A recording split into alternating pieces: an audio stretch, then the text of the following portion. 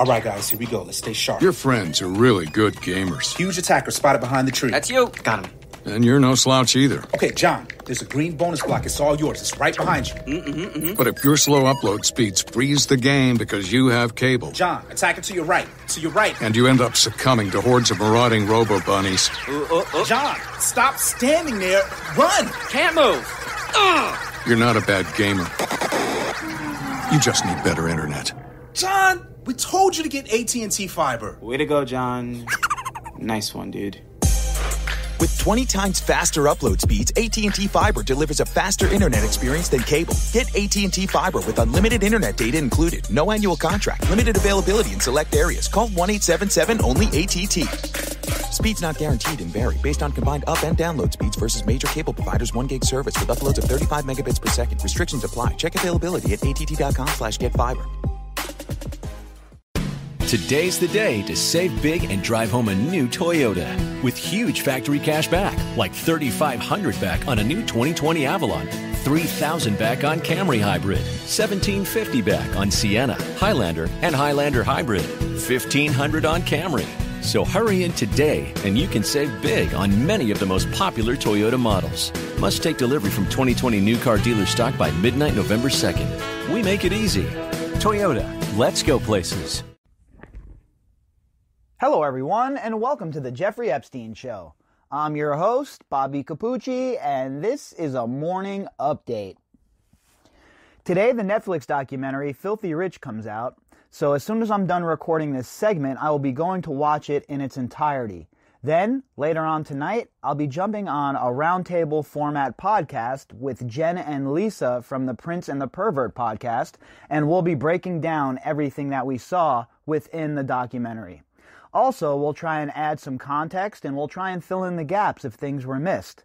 Because Netflix only has 4 hours, roughly, to tell their story, and we know that this is a story that needs much, much more than 4 hours. So for me, I'm taking the documentary as an initiation point for the Unsullied, a place where people who haven't, they might not know too much about the case, where they can start following what's going on and maybe raise some awareness with their friends as well. Because this is the kind of documentary that I think is going to catch fire. It's the kind of documentary that has always been very popular on Netflix. And with people still in quarantine for the most part, with some of the lockdowns starting to lift in some places, like here in Vegas, our casinos are opening June 4th. But that gives people time up until then. You know, there's still another 5-6 days until that point gets here, that people are sitting home looking for something to do. And a documentary like this is a very good introduction to what is going on within the Jeffrey Epstein case. Now, of course, they're going to leave stuff out, right? I've already accepted that. I know that. It's like when a book gets moved on to the big screen. They can't follow all of the storylines. They only have so many hours to tell their story. So they go with what they feel is the most impactful, and they forget about some of the storylines that they feel might not be so important. Well, in this Jeffrey Epstein case, we all know that every single storyline is important. We know that even the small players are part of the bigger picture. So it's important to add context wherever it's needed within this story. Now, I'm sure that Netflix is going to try and tell as much of the story as humanly possible, right? It seems to be the MO for them in this documentary, and it seems to be a lot of information from the survivors, which is great, because I think that there should be a documentary that focuses just on the survivors, talks about their stories, their lives, etc., etc. Because a lot of times when it comes to stories like this, Jeffrey Epstein, serial killers, the story is told almost with the girls as secondary characters, or the people who are victimized as secondary characters, and the story's focused on, say, someone like Jeffrey Dahmer. Whereas the story should be about the people who he had killed, and their stories and their lives. And a good example of that is a book called Gone Girls, Lost Girls, something like that, about the Long Island serial killer, and the author tells the story from the girl's perspective. And in that story, all of the girls were sex workers who used the internet to set up their dates, and they ended up going missing, and they were found in a huge burial ground. But it's that same kind of concept for me, right? The same kind of way the story should be told. I like that the survivors are getting a chance to tell their story. And in the book, Lost Girls, I believe it was. Lost Girls, not Gone Girls. Either way. Anyway, in that book, the story was told from the perspective of the survivors about, they weren't just a number, right? They weren't just some prostitute who was murdered. And I really like the way that that book went about things. So I'm hoping that this documentary has a little bit of a sprinkle of that, and that we see the survivors get to tell their story from their mouths more than other people telling their story, right? Because it's time for the survivors to be heard from their own mouths, right? It's time for them to take control of their narrative and for them to let the world know just exactly what happened to them. So I'm hoping we get a little bit of that in this documentary tonight, and I think we're going to get a little bit of that, but again, I will remain skeptical until I actually watch it. What I will say is this, though. The exposure is huge. The exposure is a big deal, and for me, it's the most important part of this case when it comes to this documentary, because the more exposure that's out there, the more people that are going to be demanding answers, especially the Unsullied. Once they get a little taste of this, I guarantee you it's going to be an absolute insane barn burner of sucking down information for people who are interested in this case after today's documentary. Because we've seen it with just about every single documentary that has come out on Netflix that has this kind of flair, right? The Madeleine McCann documentary, Tiger King, Making a Murderer, and you see the furor around it when it comes out and how people are clamoring for more information after they watch the documentary. And that's going to be this case in spades. So I'm getting ready for an absolute influx in downloads and followers and listeners and all of that good stuff. But it is very important that the information that is available to people when it comes to this case is the right information, right? We don't want to be sending people half-cocked with fake information or fake news or anything like that. So hopefully what people get out of this is enough of the story to understand where they have to go to look for information, right? What threads need to be pulled on? Who are the big players? Who should I be researching? Who had a hand in Jeffrey Epstein and his criminal organization? And I'm sure there's going to be names that come up that people had no idea about. I mean, you and I, well, we know because we're digging on a regular basis. From the time I wake up till the time I go to sleep, I'm at the very least working on this or that or a different project when it comes to this Jeffrey Epstein case. There's always something going on that I'm doing research about when it comes to this case at this point. And I think that with the Netflix documentary dropping today, we're going to see a lot more people get a lot more interested in just exactly what was going on with this sick bastard. All right, so today our article is from the Daily Beast. The headline: Netflix exposes Bill Clinton's creepy Jeffrey Epstein ties, including a trip to Pedophile Island. Author: Marlo Stern. Well, look, I get it that Netflix is bringing it to light and they're shining a light on it, but we've been talking about Bill Clinton and his loose relationship with the truth for quite some time here on the podcast. Not only was Bill Clinton in the Virgin Islands, Bill Clinton was also at Zorro Ranch. I corroborated that myself with an eyewitness when I was down there doing my research and working on what was happening down there in February. So Bill Clinton has been lying about his relationship with Jeffrey Epstein for quite some time. He's been bullshitting about the trips that he's taken with Jeffrey Epstein. And remember, when this all first came out, it was only 4 times he was on the plane. Now it's over 26 times. And again, I'm not sitting here telling you that I have evidence of Bill Clinton assaulting or molesting girls on Jeffrey Epstein's island or any of his properties. I do not have that information. I don't have that evidence, and I'm not even going to make that jump. Until we have evidence directly tying Bill Clinton to assaulting girls on that island, I'm going to go with what the key witness in the story has to say. Virginia Roberts says that she saw Bill Clinton on the island. She did not say that she saw him abusing anybody or partaking in anything that is untowards. So if I believe Virginia about everything else, why would I stop believing Virginia now and feed my confirmation bias just because I want to get involved in a hatchet job on Clinton? That is exactly what I try to avoid, the kind of pitfalls I try to avoid. And to be honest with you, I'm just learning how to do that. This case has really has really taught me how to avoid feeding my confirmation bias. And it's going to serve me well the rest of my life. There's no doubt about it. With that said, though, there is zero doubt that Bill Clinton was one of the top enablers of Jeffrey Epstein, at the very least. And not only that, a recipient of millions upon millions of dollars, folks. Millions of dollars from Jeffrey Epstein.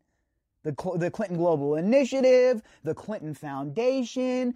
Epstein was going to the White House when Clinton was in office. I mean, come on, guys. He is one of the top tier enablers of Jeffrey Epstein's behavior for years. And furthermore, if there is ever a RICO suit, a RICO case, Bill Clinton better be careful, because he has received money from Jeffrey Epstein. Now, were those funds from ill-gotten gains? Well, we don't know one way or the other. But if history tells us anything, Jeffrey Epstein certainly played it loose, and he certainly played it fast when it came to the financial industry. And we know for a fact he was laundering money. So when Bill Clinton received funds from Jeffrey Epstein, where did those funds originate? How are those funds earned? And what did Jeffrey Epstein get in return, favor-wise, for those funds? These are all the questions that need to be asked. Hard questions deserve hard answers. And we've got none of that from Bill Clinton. All we've got is lies from this man, over and over again. This man's profile, his liar profile, fits right there next to the Joe Exotic of the Windsor families. What do you have to hide there, Slick Willy? Why don't you just tell everybody that you were on the island? Why don't you just tell everybody that you were in New Mexico? Why do you have to consistently lie every single time you open your mouth, Bill Clinton? While the new Netflix docuseries Jeffrey Epstein, Filthy Rich rightfully centers the stories of his underage survivors, it also contains some damning revelations concerning the late pedophile financier's powerful friends. And again, this is where I said we're going to have to fill in the gaps, right? I don't know if they're going to talk about Leon Black. I don't know if they're going to talk about Glenn Dubin. I don't know if they're going to talk about J.P. Morgan. I don't know if they're going to talk about Deutsche Bank. I don't know if they're going to talk about any of this stuff. And for me, for those of you who have been here for a while, you understand that the RICO aspect of this case, the financial crimes aspect of this case, and the corruption aspect of this case were the motivating factors for me getting involved. And I have never, ever, ever stopped chasing down those leads, because I know in my gut, folks, in my gut, that a good forensic accountant or a good team of forensic accountants would find some of the most disgusting and egregious instances of money laundering, money crimes, and straight up stealing from Jeffrey Epstein and his associates. Zero chance in my mind that that will occur. So I am always going to be focused on that financial aspect here, because remember, when you're going after a person like Jeffrey Epstein, you have to use every single tool in your toolbox. If you can't get him on charges for this child sex trafficking, get him on something else. And the same goes for the co-conspirators. Let's remember, Al Capone was nailed for tax evasion, folks. They couldn't get him on anything else, but they could make that stick, so they did. At the end of the day, these people need to be behind bars, and their whole entire life needs to be gone through, and whatever sort of crime that they have committed that you can get a prosecution for, that prosecution must be chased. There's President Trump, who since claimed he had a falling out with his Palm Beach pal Epstein and hadn't spoken to him for 15 years. Yeah, that's a likely story, right? Trump, like the rest of them, was a lot closer to Epstein than he wanted to let on. All right, folks, that's what the evidence says. That's not opinion at this point. They were always palling around. They were always hanging out at the fashion shows and at their billionaire parties, etc., etc. Okay? Fact. Nobody can deny it. Anybody who tries to deny it is playing games, and they're feeding their confirmation bias. Donald Trump and Jeffrey Epstein were thick as thieves for quite some time. Now, they did have a falling out. You'll hear people say it's about Mar-a-Lago, about Jeffrey Epstein trying to procure girls there. Others will say it was over financial disagreements over a deal gone bad. Either way, it doesn't matter to me. The fact of the matter is, Donald Trump enabled Jeffrey Epstein while he was hanging out with him for all of those years. Point blank, period, not even up for debate. The difference between Trump and Clinton in this instance, though, is that Donald Trump wasn't on the plane 26 times. According to the log, it's only one time, right? So while they're both enablers and they were both big-time pals of Jeffrey Epstein, we don't have anybody like Virginia Roberts telling us that Trump was on this island as of yet. So until that evidence comes out and someone can put him on that island, you know, we can't really talk about Donald Trump being down there. But I will say this, for a fact, without even a question, not even a debate, Donald Trump is in the top tier of enablers of Jeffrey Epstein and enabled him for years and years and years by simply being in his presence and palling around with him. One of Epstein's survivors, Virginia Roberts, alleges Epstein and his right hand, Ghislaine Maxwell, ordered her to have sex with Prince Andrew, an allegation partially corroborated by a former Epstein employee who says he witnessed Prince Andrew grinding on a topless Roberts. And that is Scully who witnessed that. Scully also said he saw Bill Clinton on the island, so that's two people who said they saw him on the island. We have a IT specialist from Zorro Ranch, Jared Kellogg, who also placed him and Hillary Clinton on the at Zorro Ranch, which I was able to confirm from a source face to face. So again, we have another man, and I know it's shocking, right? Another person in Jeffrey Epstein's orbit who is telling lies and playing loose with the truth. It's shocking at this point, folks, right? And we know that Bill Clinton is such an honest guy that he would never be telling us a story, right? Bill Clinton has never lied about anything, right? And then there's Bill Clinton. Though the former president's copped to flying on Epstein's private jet dubbed the Lolita Express, and flight logs indicate he flew on the plane at least 26 times, according to the 4-part docuseries, including a trip to South Africa with Epstein, Kevin Spacey, and Chris Tucker, Clinton has denied visiting any of Epstein's out-of-state residents. Come on, man. Come on. You're being placed there by direct witnesses now. Okay, Scully put his name on it. Kellogg put his name on it. That's two corroborating witnesses. Add that to what Virginia Roberts has said, and once again, I don't know how much more how clear I can be about this. I believe everything Virginia is saying, every last word. And that's not because I'm some kind of advocate or I'm some kind of believe all women. That's not me. That is not who I am. I don't sit on this podcast and blow smoke up your ass ever. All right? I am not that person. I am not somebody who gets involved in any sort of pitchforks and torches before I have all of the information. Everything that Virginia has provided evidence-wise, I have vetted to the best of my ability. I have run it against other statements, against the logs, against corroborating witnesses from pilots, etc., etc. Everything Virginia has said has checked out, folks. Every last thing. So do you really think she'd be lying about Bill Clinton being on this island? And it's not like she's out here making statements that Bill Clinton's on this island involved in all kinds of sexual degeneracy or anything like that. She's simply saying he was on the island. And Bill Clinton is such a liar and such a play loose with the truth son of a bitch that he can't even admit to being on this island. But what that does is it goes against him, folks. It's a strike against him. He's following the same path right now that Prince Andrew, the Joe Exotic of the royal family, followed over in England. And now with this documentary out and more people getting interested in what's going on, Bill Clinton's going to have to answer some really, really hard questions. And if the legacy media doesn't want to do it, which I doubt because they're scared of Bill Clinton, they're scared of Hillary Clinton, they're scared to lose their access, and they're scared to look like they're playing for the quote-unquote other side, so they won't do their jobs. But I know for a fact that myself and other content creators are going to continue to hammer this point home.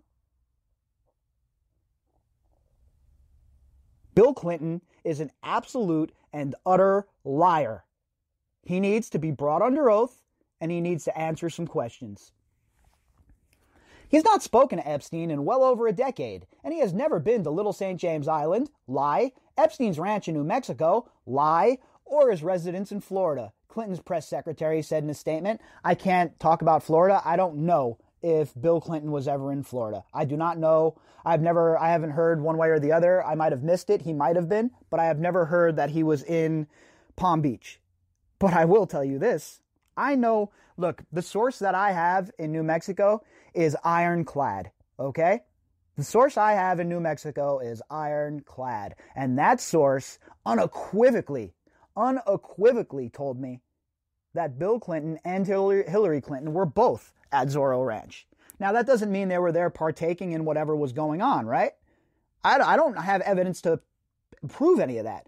And you know I don't run that kind of shit here on the podcast, folks. You know my motto. It's not what we know, it's what we can prove. And we can prove unequivocally now that Bill Clinton was on this island. So somebody needs to ask him why he lied about that. Well, a number of subjects in Filthy Rich recall seeing Clinton on Little St. James, Epstein's private island in the U.S. Virgin Islands. Otherwise known as Pedophile Island, it was Epstein's primary residence and a place where he took his underage sex trafficking survivors to be assaulted by himself or his influential friends. And again, it sits in my stomach wrong. Okay, everybody knew what this island was. Everybody understood the name around it. Everybody understood the nickname and the moniker it was given. Yet Bill Clinton still decided to go there. Bill Clinton still decided to show up and show out for his buddy Jeffrey Epstein.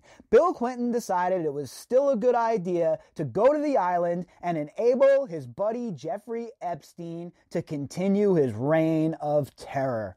Boy, that slick Willy he's a hell of a guy, isn't he? Sure is awesome that the media is protecting him. He sure seems like the kind of guy that you would fall on your sword for. It really is Orgy Island, because that's what happened there. That is what the island meant to me, says Roberts, while Sarah Ransom, another Epstein survivor, alleges that she was raped multiple times by Epstein on the island, including 3 times in one day. The anger that statements like that induce in me. When I read things like that, it makes me so mad. It makes me so enraged that people like this are able to get away with it. It makes me so mad that a girl like Sarah Ransom had to live through this and have her whole entire life shattered because these sick bastards would not be brought to heel by the people we elect to protect us. Instead, those same people were engaged in protecting this son of a bitch, were engaged in a cover-up, and were engaged in sacrificing these young girls' lives for a means to an end. And to me, that is not okay, folks. That will never be okay. Bill Clinton has been on that island, says Steve Scully, who managed telecommunications for Epstein on Little St. James from 1999 to 2005. I saw Bill Clinton sitting with Jeffrey Epstein on the living room porch. Again, more corroboration. More truth. Roberts remembers seeing Clinton there as well. I remember having a dinner with Clinton. He was there, And I never saw him do anything improper, she explains. I wish, he would just come clean about it. Like, yeah, I was there, so what? Who cares? I didn't see anything going on. And Virginia's absolutely right with that. That's what I'm saying here too. Why would you not come forward and say what the deal is? Why would you be dicking around and acting like you've never been to the island, never been to Little St. James, never been to Zorro, when you know for a fact people have seen you? You know why, right? You know why he'll lie? The same reason Prince Andrew did, folks. Because he expects his lapdogs in the legacy media to carry his narrative. He expects them to carry his water. Especially right now, when the lines of tribalism are so apparent on both sides. He knows that his quote-unquote side is going to rally around him, so he'll just play loose with the truth because he doesn't feel like anyone is going to hold him responsible or put him on the spot. There's no Emily Maitlis that's going to have an interview with Bill Clinton. Hell, nobody's asked him about Jeffrey Epstein ever. When's the last time someone in an interview asked him, hey, Bill, what do you know about Jeffrey Epstein? Hey, Bill, have you ever reached out to help any of these girls? Hey, Bill. We don't get none of that. We get more hero worship about Clinton every single time we see him on TV. And I'm not talking about a hatchet job, folks. I don't want to, I don't need to see a Fox special about Bill Clinton and his whole life and every little thing he's done wrong, because I don't care, okay? Here's what I care about. I care about the fact that he enabled Jeffrey Epstein. I care about the fact that not only did he enable Jeffrey Epstein, I care that he's been outed as an absolute liar and nobody is painting that picture.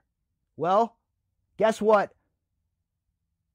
Former President Bill Clinton, that picture will be painted very clearly here on this podcast. We will continue to chase down your lies, and we will continue to wait for you to be honest and for somebody in the godforsaken legacy media to have the courage to stand up and call you out on your bull. Because you see, folks, the time for pitter-pattering and ducking and dodging and pussyfooting around, those days are over. It is time for accountability. It is time for hard questions asked and hard questions answered. This is the year that these predators, that they turn into the prey.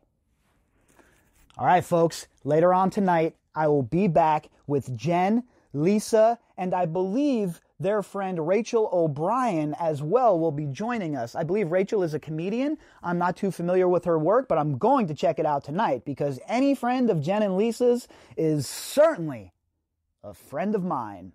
We will be back tonight. We will do a review of the Jeffrey Epstein Filthy Rich documentary, and we will try and fill in as many gaps as possible, and we will add as much context as we can where it is necessary.